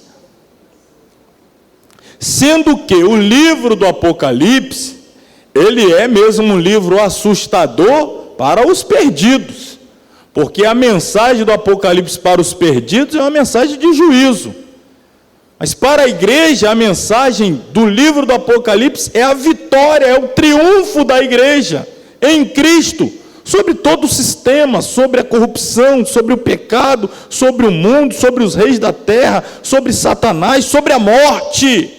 O último inimigo a ser derrotado, a igreja triunfará sobre todos eles. Então, o livro do Apocalipse é o livro do triunfo da igreja. E no livro do Apocalipse vemos a igreja triunfando no cumprimento da sua tarefa de levar o evangelho aos quatro cantos da terra. No Apocalipse nós vemos a igreja cumprindo a ordenança que Jesus deixou para que ela fosse e pregasse o evangelho a toda criatura, e nós vemos no Apocalipse que a igreja cumpriu o seu papel. Por quê? Porque João foi arrebatado, não apenas no espaço, mas também no tempo. Ele não apenas deixou o ambiente, a esfera terrena, e se viu adentrando a esfera celestial, mas ele foi arrebatado também no tempo. deixando a sua época 2000 anos atrás e contemplando o momento em que a igreja estava sendo recebida no céu. Pergunta: esse dia já aconteceu? Ainda não, mas João já foi levado a esse dia e viu, e escreveu, registrou, e no seu registro ele disse que viu pessoas oriundas de todas as tribos, raças, línguas e nações diante do trono adorando ao Cordeiro. Ora, se João contemplou e registrou aquilo que viu, pessoas oriundas de todos os cantos, adorando ao Cordeiro, significa que a igreja cumpriu o seu papel, que a igreja conseguiu realizar a tarefa missionária, que a igreja levou o evangelho a todo mundo. Logo, irmãos, eu estou falando para você, e essa mensagem também é para mim, é para todos nós, que nós estamos fazendo parte de um projeto que o final dele já está escrito aqui, é vitória. Então, quando eu fico colocando impedimento, eu não sei se a gente vai conseguir. Como assim não sei se vai conseguir? Está escrito aqui, conseguimos. Já li o final do livro, já. Tem aquele livro que você fica no suspense. Meu Deus, será que vai ser? Não, meu, aqui já li o final, eu já sei o que vai dar no final. Tem suspense não. A gente vai conseguir, a igreja vai conseguir. É só arregaçar a manga aqui, e se envolver, se dedicar, se entregar. Esqueça as suas limitações, trabalhe apesar das suas limitações, confie em Cristo que te chamou e é poderoso para te habilitar a realizar a sua obra. Irmão, o negócio é sério mesmo, tá? É fé, é uma obra de fé. Talvez você, como eu, não consiga se enxergar pregando em outros lugares. Eu também não me imaginava, irmão, e sequer tinha dinheiro nas ocasiões que eu ouvi pelas primeiras vezes. Vou abrir parênteses aqui porque talvez alguém precise ouvir isso. Numa das primeiras vezes que eu ouvi Deus falar comigo que eu ia pregar em outras nações, eu não tinha dinheiro nem para pegar o ônibus e voltar para casa da consagração que eu fui na casa da irmã Conceição. E Deus estava falando que eu ia pregar em outro país. Falei: Senhor, eu vou voltar a pé lá para casa, 18 quilômetros. E o Senhor está falando que eu vou pregar em outro país? A gente quer ver lógica em tudo. Só que se meu bolso estivesse cheio de dinheiro, e eu tivesse condição de comprar passagem para qualquer nação do mundo, e Deus falasse comigo, eu ia dizer: tranquilo, pode deixar que eu compro. Só que como eu não tinha nenhuma condição, eu só posso dizer uma coisa: só aconteceu porque é Deus quem está fazendo. A obra é dele, é ele que faz. Nós só precisamos acreditar. Ele conta com você, ele conta comigo, ele conta com essa igreja. Não há barreiras, não há limite. Nós podemos avançar, adentrar outros povos, outras regiões, outros lugares. Ele quer nos levar. Agora, nós precisamos ter a coragem de nos lançar, ter a ousadia de confiar e fazer o que Deus está demandando de nós. Então, a visão da igreja, ou a visão de Deus para a igreja, é que a igreja, ela contemple o mundo. A gente está estudando isso nas lições bíblicas da escola dominical. Então, alguns pontos aqui até não serei redundante, porque estamos um trimestre todos, e que trimestre esse, hein? Um trimestre tão atípico, que não lembro a última vez que tivemos um trimestre de 14 lições. Esse vai ter 14 lições. Todos sempre são de 13, esses serão 14, estudando as missões, a tarefa missionária. Então, nós estamos estudando com profundidade esse assunto. Basta-nos arregaçar as mangas e estar envolvidos nesse projeto de universalização do Evangelho. A ordem bíblica de proclamação do Evangelho em todo o mundo sinaliza o seu caráter universal, ou seja, o direito que todos os povos têm de ouvi-lo de forma clara e consciente, para crerem no Senhor Jesus Cristo, arrepender-se de seus pecados e ter a certeza da vida eterna. Essa universalidade se fundamenta na morte do Cordeiro, o qual, na visão do Apocalipse, é o único considerado digno e, portanto, perfeitamente legitimado para desatar os selos do livro e executar os juízos sobre a terra. Porque tem ele autoridade para fazê-lo? Por causa da justiça de Deus revelada em sua morte, para redimir o pecador antes de julgá-lo. A cena vista por João fecha as cortinas da graça salvadora da época presente e dá início aos flagelos que, através da abertura dos selos, serão lançados sobre a humanidade que rejeitou a Cristo. No entanto, este é o cerne da verdade. Em toda a história bíblica, os juízos de Deus jamais são executados sem que haja o quê? São a regra bíblica, irmãos. Deus sempre enviou juízos punitivos aos penitentes pecadores, aos inveterados pecadores, aos inconversos, aos não arrependidos, mas nunca Deus enviou juízo sem primeiro enviar uma mensagem de conclame ao arrependimento. O juízo vem, mas antes do juízo vem uma mensagem de conclame, de chamamento ao arrependimento. O Senhor Deus disse o seguinte a Ezequiel, você vai se lembrar muito bem disso. O Senhor Deus disse: Ezequiel, você é meu profeta, e nós somos os profetas. A igreja, ela exerce o ministério profético, não profetas como na antiga aliança, mas sobre a igreja paira a responsabilidade e a unção do ministério profético, de anunciar e de denunciar pecados e anunciar a salvação em Cristo.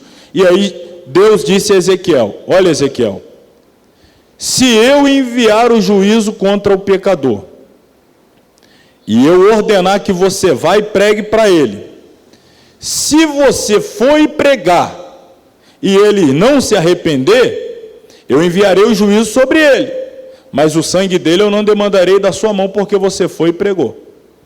Agora, se eu mandar você pregar e você não for, eu mandarei o juízo, mas eu vou requerer o sangue da mão de quem?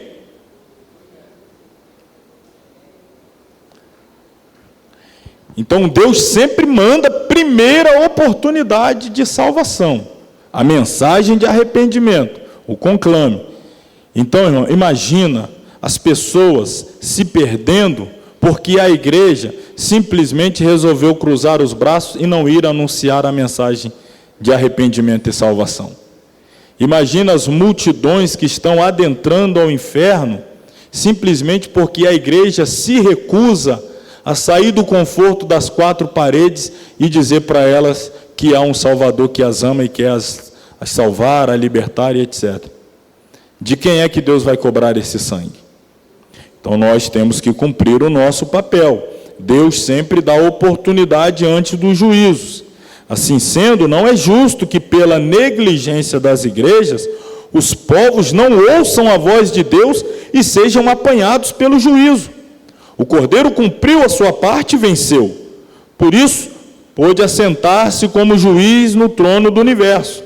Outro detalhe da visão do Apocalipse é a onipresença do Cordeiro, representada pelas 7 pontos, 7 olhos, que são os 7 Espíritos de Deus enviados a toda a terra. 7 na numerologia bíblica é símbolo de plenitude, e nesse caso denota a ideia de que os olhos do Senhor estão por toda parte, acompanhando passo a passo a ação da igreja na proclamação da mensagem do Evangelho. Não foi isso que Jesus disse, que estaria conosco todos os dias, nos acompanharia todos os dias, os sinais dele nos seguiria todos os dias?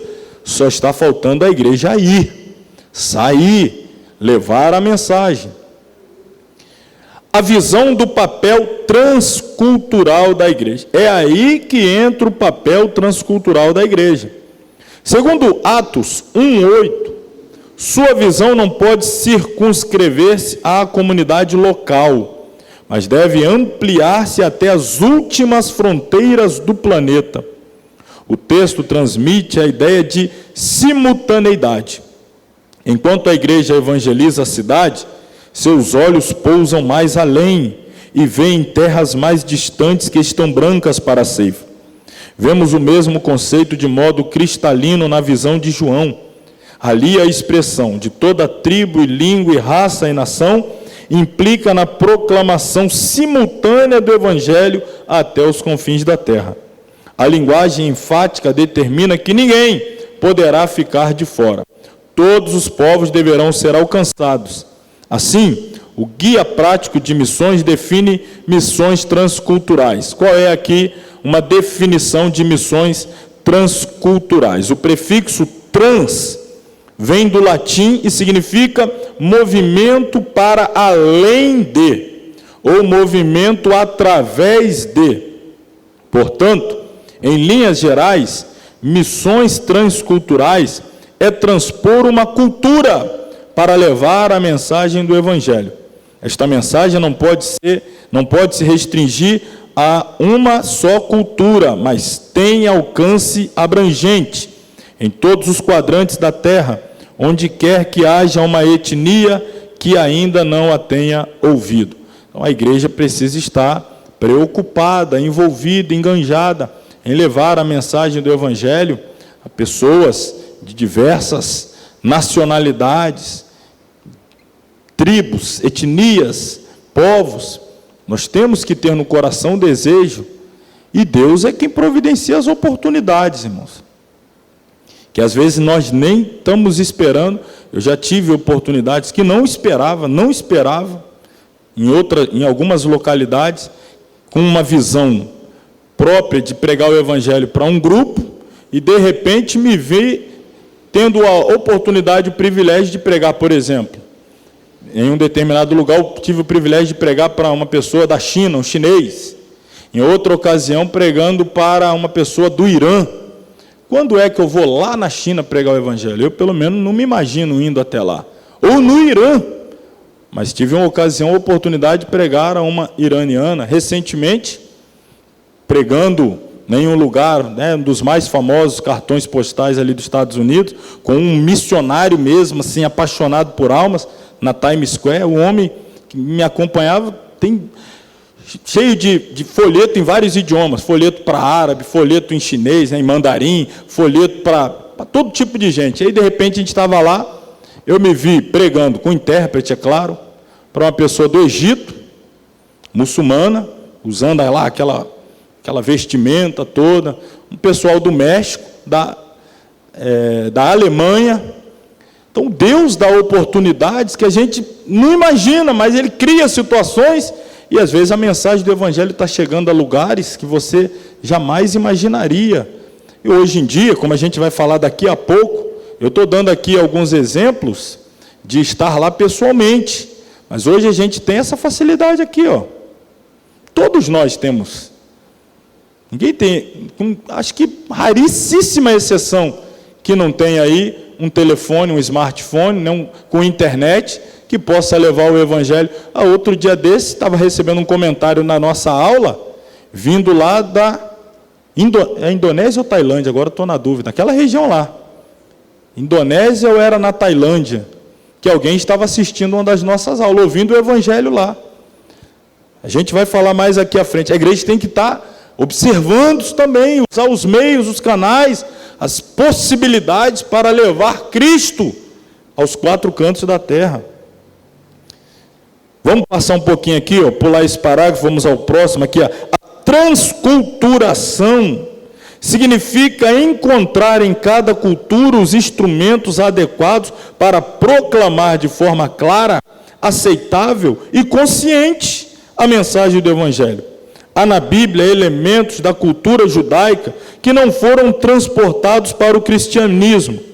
O preparo do missionário, de igual modo, implica em ele saber que não lhe cabe transplantar no país onde exercerá seu ministério elementos da cultura de seu país de origem, que só ali fazem sentido.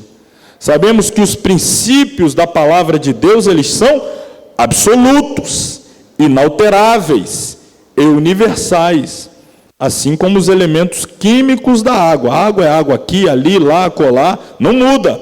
No entanto, pode-se servi-la em copos diferentes.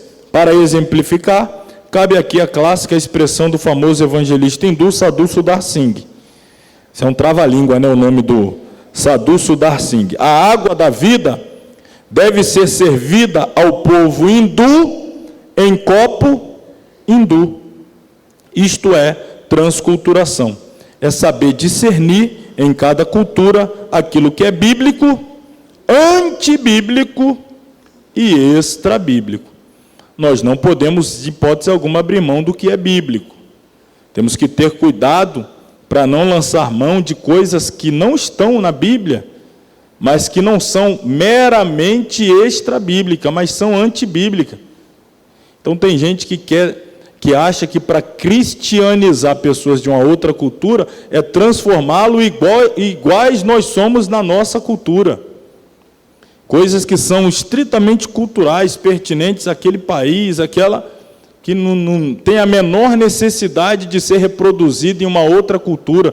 Então a gente tem que saber discernir o que é o essencial do Evangelho, o que é o cerne, o que é o coração do Evangelho, para que em outras culturas, por exemplo, tem gente que acha, que até hoje em dia, que para a pessoa ser crente mesmo de verdade, para ir para o céu, tem que usar terno e gravata o tempo todo, até na hora de dormir e de tomar banho. Jesus usava terno e gravata? Os apóstolos usavam terno e gravata? Eu estou usando assim um exemplo bem esdrúxulo, na verdade, bem esdrúxulo. Mas assim, porque questão cultural, falando aqui de vestimenta, o bíblico, quando você trata de vestimenta, é a decência. A pessoa pode estar indecente de terno e gravata, porque tem uns pregadores que usam uns ternos e gravata aí, que é uma pura indecência, tá? Ele veste 46, usa a calça 40.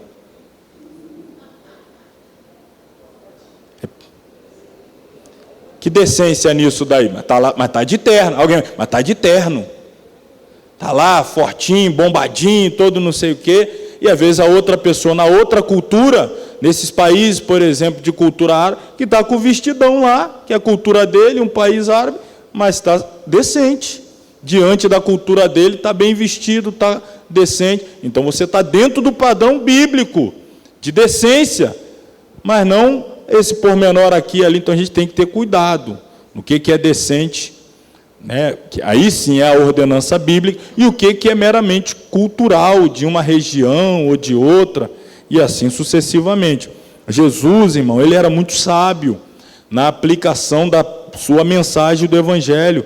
Ele sabia discernir o público para quem estava pregando, e ele não mudava a mensagem. Não, ele não mudava a mensagem, mas ele adaptava a mensagem ao público a quem ele estava ministrando. Se o público é de pescador, ele pregava a mensagem do Evangelho falando na linguagem do pescador. Se o público era de doutor, era um fariseu, ele pregava a mensagem do Evangelho aplicando-a dentro da capacidade cultural daquele público.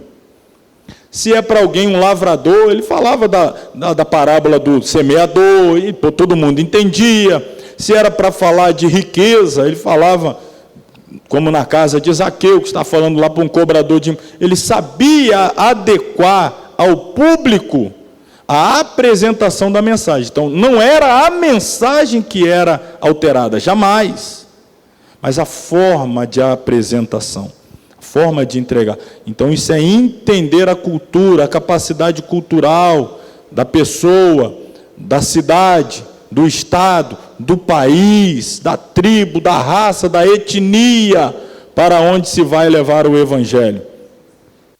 A visão que revela o cumprimento da missão da igreja sobre a terra. A visão do Apocalipse implica em afirmar a dupla grandeza da natureza da igreja. Em primeiro lugar, para a gente ter uma ideia aqui da grandeza da igreja, no que tange a missão da evangelização mundial. Olha só, irmãos, em primeiro lugar, os anjos gostariam de ter assumido esta tarefa, mas coube ao povo de Deus a singular oportunidade de abrir as portas da salvação para os perdidos da terra. Nenhuma instituição desfruta deste privilégio, só a igreja. Portanto, valorizemo-la. Deus não conta com a Organização das Nações Unidas para levar o evangelho ao mundo inteiro. Deus não conta com as instituições filantrópicas, Deus não conta com os grandes banqueiros, magnatas, industriais. Irmão, Deus não contou com os anjos. Deus, não, vou contar com a minha igreja. Até os anjos se ofereceram, colocaram ali na... Não. Quem vai realizar essa tarefa é a minha igreja. Então, irmãos, na terra, Deus conta com um povo. E eu estou olhando para esse povo com quem Deus conta. Até você que está em casa vendo, eu estou te vendo aí. Deus conta com você, viu? Estou te vendo pela fé. Deus conta conosco. A tarefa é nossa. E nós a cumpriremos. A Bíblia diz, no poder do Espírito Santo, confiados em Cristo, acompanhado o tempo todo por Ele, que não nos deixa, nós cumpriremos a nossa tarefa. Em segundo lugar, trata-se de tarefa gigantesca, alcançar cada tribo, língua, povo, nação, em seu próprio meio cultural. Para executá-la só há uma forma: mobilização total e prioridade absoluta. Se nós não colocarmos como prioridade levar o evangelho, pregar, anunciar, fazer Cristo conhecido onde Ele não é conhecido, dar às pessoas a oportunidade de ouvir o evangelho, de se converter, se nós não termos isso como prioridade, fica difícil cumprir a tarefa. Então, tem que haver prioridade. Nenhuma atividade, por mais importante que seja, poderá subtrair tempo e recursos dedicados à evangelização mundial. Agir deste modo é subtrair também as bênçãos de Deus sobre a igreja. Ou se quer, de fato, ouvir o clamor do mundo, ou então a igreja estará como os contemporâneos de Nimrod. Quem é o Nimrod? Lá, o projetador da Torre de Babel. Façamos aqui uma torre, façamos um nome, vamos ficar aqui, vamos nós, só pensar em nós, ser honrado nós. Se a gente, como igreja, ficar assim, nós estamos mais para Babel do que para Pentecoste. Vamos estar construindo torre para juntar-se, alegrar-se à sua volta, esquecendo-se das almas que perecem nas últimas fronteiras do mundo. Dizer que faltam recursos é uma aleivosia, né? Ou, em outras palavras, seria dizer, é brincadeira, é uma leviandade. Por outro lado, a tecnologia hoje põe o mundo, como eu já disse, dentro de casa, na palma da mão. Assim sendo, resta apenas agir. E a propósito, o quê?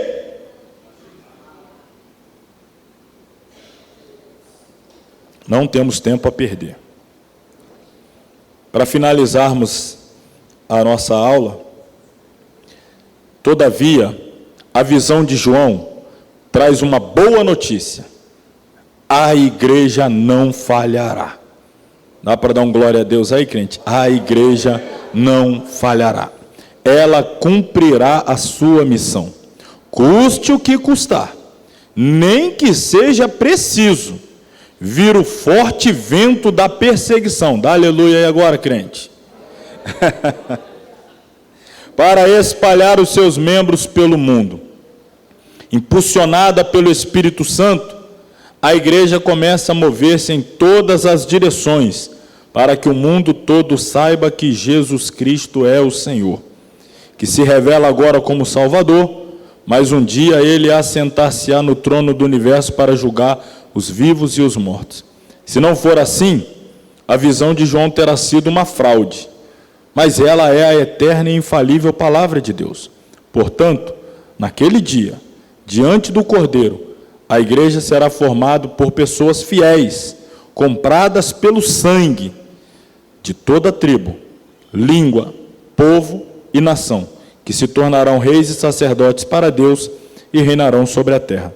Finalmente, precisamos entender que toda pessoa chamada por Deus para o Evangelho é comissionada a pregar o Evangelho.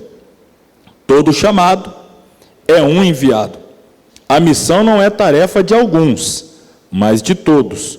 Uma igreja que não evangeliza, ela está precisando o quê? Essa aí doeu, não doeu não? Uma igreja que não evangeliza está precisando ser evangelizada.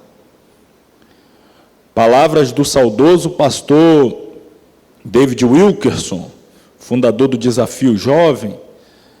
Ele, em um dos seus últimos sermões, ele disse um fato triste, mas incontestável. Hoje em dia, a igreja não tem podido aplicar sua força, seus esforços, para pregar o evangelho ao mundo pecador, porque ela gasta muita força pregando o evangelho aos evangélicos. Estamos precisando evangelizar evangélicos. Tem muita alma para ganhar para Jesus dentro das igrejas, irmão. Você sabia disso? É triste, né? Mas porque tem pessoas que fazem parte da organização, mas não do organismo. Aderiram a uma comunidade, mas não se entregaram ao evangelho verdadeiro e genuíno de Cristo.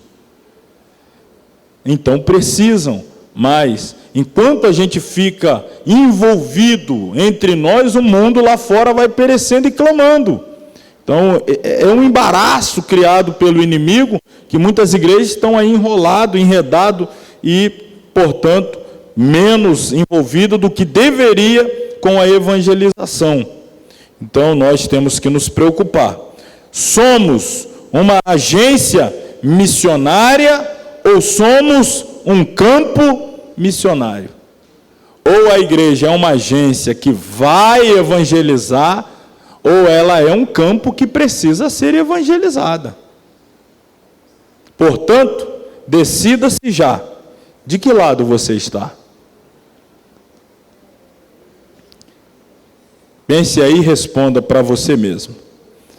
E com essa pergunta que você vai para casa, nós encerramos então o nosso 7º livro, Eclesiologia, permitindo-nos o Senhor, na próxima semana começaremos a estudar o último livro desse ano, o 8º, encerrando essa série, estudaremos a escatologia.